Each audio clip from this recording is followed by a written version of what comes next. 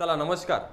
नुकताच 2019च्या महाराष्ट्र विधानसभेचा कार्यकाळ संपत आहेत आणि 26 नोव्हेंबर 2024 पर्यंत या 19 मध्ये गठीत झालेल्या या महाराष्ट्र विधानसभेच्या महायुती सरकारचा हा कार्यकाळ संपत आहेत आणि या कार्यकाळ संपत असताना फार महत्त्वाच्या घडामोडी या महाराष्ट्रात घडत आहेत आणि फार युद्ध पातळीवर वेगवान अशा बैठका मंत्रिमंडळाच्या बैठका मुंबईमध्ये चालू आहेत आणि आजच्या तारखेला कदाचित आजची मंत्रिमंडळाची शेवटची बैठक सुद्धा असू शकते, कारण की उद्यापासून किंवा परवापासून आली वेळ तर आचारसंहिता महाराष्ट्रात लागू शकते आणि निवडणुकीचा एक कार्यक्रम नवीन निवडणूक आयोगाकडून आपल्या महाराष्ट्रासमोर प्रेझेंट केला जाऊ शकतो. अशाच प्रकारे आपण पाहतोय की 26 नोव्हेंबर 2024 पर्यंत महाराष्ट्रामध्ये नवीन सरकार स्थापन होणार. ते सरकार महाविकास आघाडीचं होणार की महायुतीचं होणार हे येणारा काळ ठरवेल. परंतु त्यापूर्वी आजच्या तारखेला आज दिनांक 14 ऑक्टोबर 2024 आज मुंबईला मंत्रिमंडळाची एक हाय लेवल मीटिंग झाली आणि त्या हाय लेवल मीटिंगमध्ये फार महत्त्वाचे निर्णय घेण्यात आले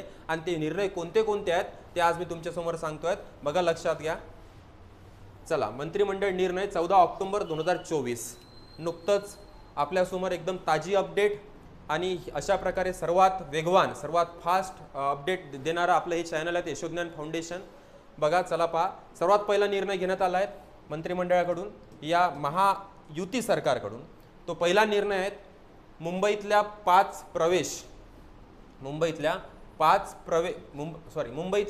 प्रवेश मार्गावरील पथकर म्हणजे मुंबईमध्ये एंट्री करण्यासाठी जे प्रवेश मार्ग आहेत असे 5 प्रकारचे प्रवेश मार्ग आहेत ज्या मार्गाने आपल्याला मुंबईमध्ये एंट्री करता येतं.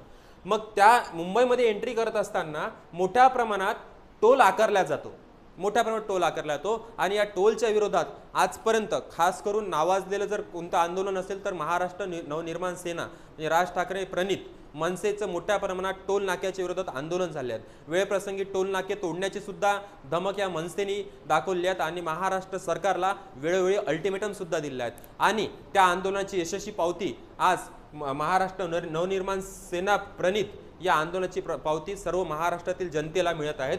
बघा, लक्षात घ्या. मुंबईतल्या 5 प्रवेश मार्गावरील पथकर ज्याला आपण टोल टॅक्स म्हणतो हलक्या वाहनांसाठी, ज्याला आपण LMV लाईट मोटर व्हेकल्स, ठीक आहे, हलक्या वाहनांसाठी माफ आज रात्री 12 वाजतापासून अंमलबजावणी सुरू होणार आहेत. म्हणजे आज रात्री 12च्या आधी जर वाहन गेलं तर त्या ठिकाणी टोल टॅक्स लागेल. रात्री 12च्या नंतर जर जे कोणतं वाहन जाईल LMV लाईट मोटर व्हेकल्स त्याच्यासाठी कुठल्याच प्रकारचा टोल लागणार नाहीयेत. त्यानंतर आगरी समाजासाठी महामंडळ.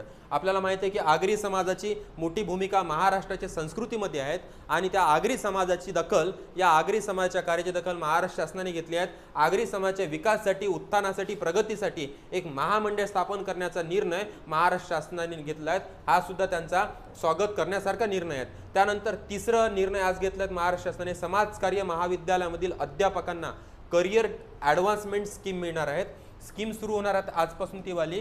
तर समाजकार्य ज्याला आपण सोशल वर्क कॉलेज म्हणतो, BSW MSW चे जे कॉलेज असतात त्या कॉलेजमध्ये जे तो अभ्यासक्रम राबवणारे जे कॉलेज असतात समाजकार्य महाविद्यालय, त्या महाविद्यालयामध्ये तील अध्यापकांना म्हणजे शिक्षकांना करिअर ॲडव्हान्समेंट स्कीम सुरू होणार. त्या स्कीम कशा प्रकारची राहणार आहे, काय राहणार आहे त्याच्याबद्दल सविस्तर एक GR निघेल पुन्हा महाराष्ट्र शासनाचा, परंतु आज तो निर्णय त्यांनी घेतलेला आहे. त्यानंतरचा महत्त्वाचा निर्णय आहे दमनगंगा एकदरे गोदावरी नदी जोड योजनेस मान्यता.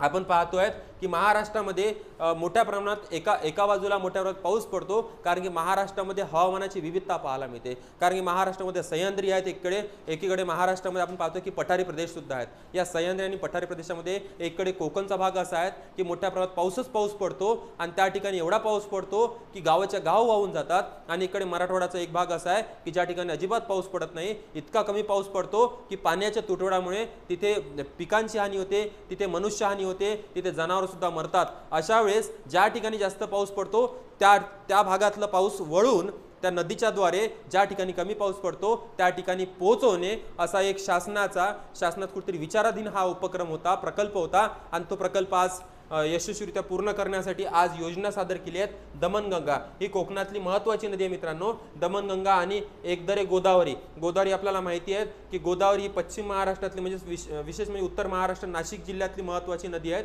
आणि ती नदी पठारावरून वाहते. म्हणजे जवळपास महाराष्ट्राचा 49% भूभाग गोदावरी नदी म्हणजे व्यापलेला आहे. मग या दमणगंगा नदीचं पाणी गोदावरी नदीकडे वळवण्यासाठी या दोन्ही नद्या जोडण्याचा योजनेस महाराष्ट्र शासनाने मान्यता दिली आहे. त्यानंतर आहेत आष्टी उपसा सिंचन योजनेस सुधारित मान्यता, म्हणजेच सुधारणा झाली आहेत आष्टी उपसा सिंचन योजना, त्या योजनेमध्ये सुधारित मान्यता महाराष्ट्र शासनाने दिली आहे. नंतरचा आजचा महत्त्वाचा निर्णय, वैजापूरच्या शनी देवगाव बंधाऱ्यासाठी प्रशासकीय मान्यता मिळाली आहे. शनी देवगाव बंधारा बनावा यासाठी मोठ्या स्तरावर बऱ्याच दिवसापासून, खूप वर्षापासून ही मागणी होती आणि आज अखेरीस प्रशासकीय मान्यता म्हणजे प्रशासनाने त्याला मान्यता दिली आहे. कारण की आजपर्यंत हा बंधारा कुठतरी आपण पाहतोय की लाल फितशाहीमध्ये अडकलेला होता, प्रशासकीय मान्यतेसाठी अडकला होता. शासन स्तरावर निर्णय घेतला जात होता, प्रशासकीय मान्यता मिळत नव्हती. आज खऱ्या अर्थाने त्याला प्रशासकीय मान्यता सुद्धा मिळालेली आहे. त्यानंतरचा निर्णय, राज्य शेती महामंडळाची जमीन MIDCला हस्तांतरित. राज्य शेती महामंडळ जे शेतीवर विचार करतात, शेतीचा विचार करतात, शेतीवर वेगवेगळे प्रयोग करतात, शेतीचा विकासासाठी अनेक उपक्रम राबवतात, तर ते महामंडळाची जी जमीन आहे ती जमीन MIDCला हस्तांतरित करण्याचा निर्णय या महाराष्ट्र शासनाने घेतलेला आहे. त्यानंतर आहेत ठाणे महानगरपालिकेस म्हणजे ठाणे मनपास प्रशासकीय भवनासाठी 5 पाखाडी येथील जमीन, म्हणजे ठाणे हे आपण पाहतोय की मुंबईवरचा ताण कमी होण्यासाठी आजूबाजूला ठाणे असो, पिंपरी चिंचवड असो, पुणे महानगरपालिका असो, अनेक अंबरनाथ असो, ठाणे अंबरनाथ असे वेगवेगळ्या महानगरपालिका निर्माण झाल्या आहेत. मग महानगरपालिका निर्माण होत असताना त्या महानगरपालिकेचा प्रशासकीय कामकाज चालण्यासाठी एक कुठेतरी त्या इमारतीची गरज असते. मग ठाणे मनपासाठी, ठाणे महानगरपालिकेसाठी प्रशासकीय भवन तयार व्हावं यासाठी 5 पाकडी येथील जमीन देण्याचा महाराष्ट्र शासनाने निर्णय घेतलेला आहे. त्यानंतर महाराष्ट्र शासनाचा निर्णय, हायब्रिड स्किल विद्यापीठासाठी खिडकाळी येथील जमीन विनामूल्य. हायब्रिड स्किल विद्यापीठ, हायब्रिड स्किलचा अर्थ होतो की जिथे अनेक प्रकारचं स्किल, मग ते कोणतं पण स्किल, अनेक प्रकारचे स्किल एकाच विद्यापीठात ज्या ठिकाणी राबवलं जाईल त्याला आपण हायब्रिड स्किल म्हणतो. ठीक आहे, आणि ते हायब्रिड स्किल ज्या विद्यापीठात तयार होईल त्याला आपण हायब्रिड स्किल विद्यापीठ म्हणू. आणि ते विद्यापीठ स्थापण्यासाठी खिडकाळी येथील जमीन महाराष्ट्र शासनाने विनामूल्य त्या विद्यापीठास देऊ केली आहेत. हा सुद्धा शासन निर्णय महाराष्ट्राने आज घेतला आहे मित्रांनो. त्यानंतरचा आहेत आपल्याला पाहू, नंतरचा निर्णय कुठला आहे तर बघा, मंत्रिमंडळ निर्णय नंतरचा, राज्यात प्रधानमंत्री आवास योजना शहरी 2.0 राबवणार. आपण पाहतोय की भारताचे यशस्वी पंतप्रधान नरेंद्र मोदी यांचं एक स्वप्न आहे की देशातील प्रत्येक नागरिकाला, प्रत्येक परिवाराला त्याचं हक्काचं घर मिळावं असं त्यांचं स्वप्न होतं. आजपर्यंत ते स्वप्न ग्रामीण भागामध्ये मोठ्या प्रमाणात यशस्वीरित्या पूर्ण होताना पाहतोय आणि तशा प्रकारची योजना शहरी भागात पण यावी अशी पण त्यांची इच्छा होती आणि ती योजना शहरी भागात पण लागू केलेली आहेत. शहरी आवास योजना चालू आहे यशस्वीपणे, पण त्या योजनेचा समोरचा टप्पा म्हणून आज आपण पाहतो की राज्यात प्रधानमंत्री आवास योजना शहरी 2.0 राबवणार. 1.0 संपलेला आहे, तो एक विशिष्ट जो प्रोजेक्ट होता तो संपला, टार्गेट संपला आहे. पुन्हा तो टार्गेटला वाढवण्यासाठी, पुन्हा त्याच्यामध्ये काहीतरी सुधारणात्मक बदल करण्यासाठी एक नवीन योजना म्हणजेच राज्यात प्रधानमंत्री आवास योजना शहरी 2.0 राबवणार. त्यानंतर आहेत पुणे मेट्रो रेल टप्पा 2 मधील रेल्वे मार्गिकांच्या कामांना मान्यता. मग पुणेमध्ये मोठ्या प्रमाणात मेट्रो रेल्वेचं विकास काम चालू आहे. नागपूरमध्ये मेट्रो रेल्वे मोठ्या प्रमाणात विकसित झालेली आहेत. तशा प्रकारे त्याच धर्तीवर, जपानच्या धर्तीवर नागपूरमध्ये विकसित झाले आहे, जपानच्याच धर्तीवर पुणेमध्ये सुद्धा मेट्रो रेल उभी करण्याचा मानस या महाराष्ट्र शासनाने ठेवला आहे. आणि त्याचा पहिला टप्पा संपला आहे आणि टप्पा 2 मधील रेल्वे मार्गिका म्हणजे रेल्वे ज्या मार्गाने जातात त्याला रेल्वे मार्गिका म्हणतो, रेल्वे रूट, त्या रेल्वे रूटच्या कामांना महाराष्ट्र शासनाने मान्यता दिली आहे. म्हणजे आजपर्यंत जे पुणेमध्ये मेट्रोचं काम स्थगित होतं, थांबलेलं होतं, त्यामुळे तिथल्या वाहतुकीला अडचण निर्माण होत होती, नागरिकांना अनेक समस्यांना सामोरं जावं लागत होतं, ती समस्या आता दूर होण्याचा, कुठतरी दूर करण्याचा महाराष्ट्र शासनाने प्रयत्न केला आहे.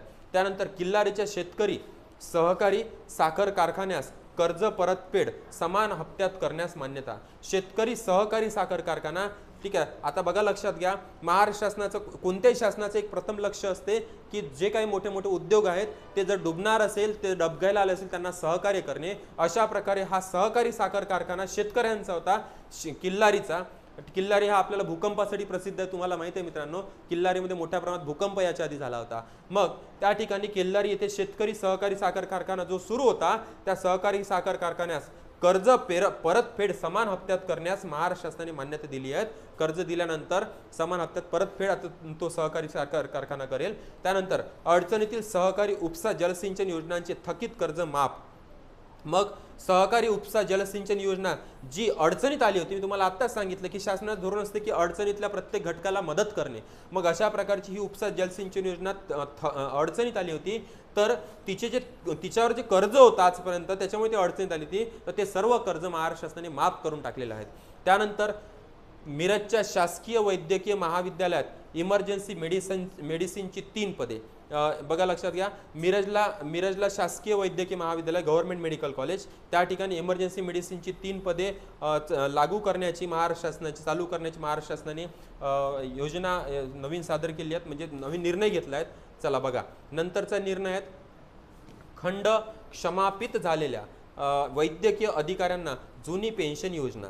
वैद्यकीय जे अधिकारी आहेत, खंड क्षमापित झालेल्या वैद्यकीय अधिकाऱ्यांना जुनी पेन्शन, ज्याला आपण ओल्ड पेन्शन स्कीम म्हणतो, ओपीएस साठी महाराष्ट्र शासनामध्ये तुम्हाला माहिती आहे की महाराष्ट्र कर्मचारी मोठ्या प्रमाणात आंदोलन करत आहेत. तो शिक्षक असो, तो चपराशी असो, तो तलाठी असो, महाराष्ट्र शासनात प्रत्येक कर्मचाऱ्यांची इच्छा आहे की 2005च्या आधी जी ओल्ड पेन्शन स्कीम होती, जुनी पेन्शन योजना, ती 2005च्या नंतर जे काही रुजू झालेले आहेत, निवड झालेली व्यक्ती आहेत, त्यांना सुद्धा ती योजना लागू करावी. अशा प्रकारची ही योजना वैद्यकीय अधिकाऱ्यांना जुनी पेन्शन योजना लागू करण्याचा महाराष्ट्र शासनाने एक निर्णय घेतलेला आहे.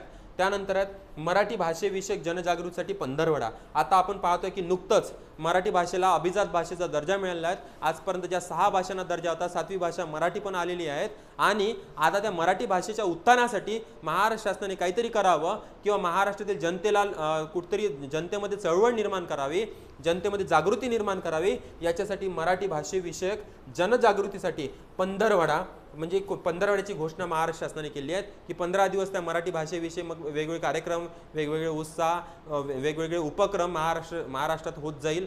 ठीक आहे. त्यानंतर अण्णासाहेब जावळे मराठवाडा विकास महामंडळासाठी अभ्यास गट तयार करण्याचा निर्णय, की या महामंडळाचा विचार करण्यासाठी, या महामंडळावर विचार करण्यासाठी, या महामंडळाचा विकास कसा होईल, त्याच्यासाठी कोणते प्रयत्न करावे लागेल याचा अभ्यास करण्यासाठी एक अभ्यास गट तयार करण्याचा निर्णय महाराष्ट्र शासनाने घेतला आहे. त्यानंतर उमेदसाठी अभ्यास गट. उमेद ही ग्रामीण भागातली महत्त्वाची योजना आहे मित्रांनो, आणि या उमेदवर अजून काय भरीव करता येईल, अजून काय उमेदसाठी प्रयत्न करता येईल, याच्यासाठी एक अभ्यास गट तयार करण्याचा निर्णय महाराष्ट्र शासनाने घेतला आहे. आणि नंतर आहेत कौशल्य विद्यापीठास रतन टाटा यांचे नाव. आपण पाहतोय की नुकतंच उद्योगपती या देशाचे रत्न रतन टाटा यांचं नुकतंच निधन झालेलं आहे, आपल्याला सर्वांना माहिती आहे. आणि हे महाराष्ट्रालाच नाही, संपूर्ण जगात, संपूर्ण उद्योग क्षेत्राला खूप मोठा धक्का होता. कारण की रतन टाटा उद्योगासाठी कमी आणि डोनेशनसाठी जास्ती प्रसिद्ध होते, ओळखले जायचे. ठीक आहे.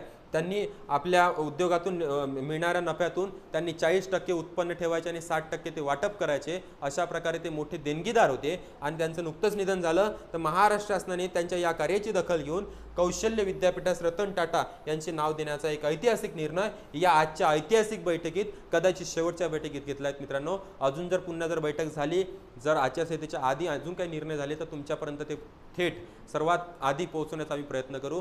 ठीक आहे. चला, अजूनही या चॅनलला सबस्क्राईब करून घ्या. चला, भेटूया लवकरच. तोपर्यंत धन्यवाद. जय हिंद, जय महाराष्ट्र.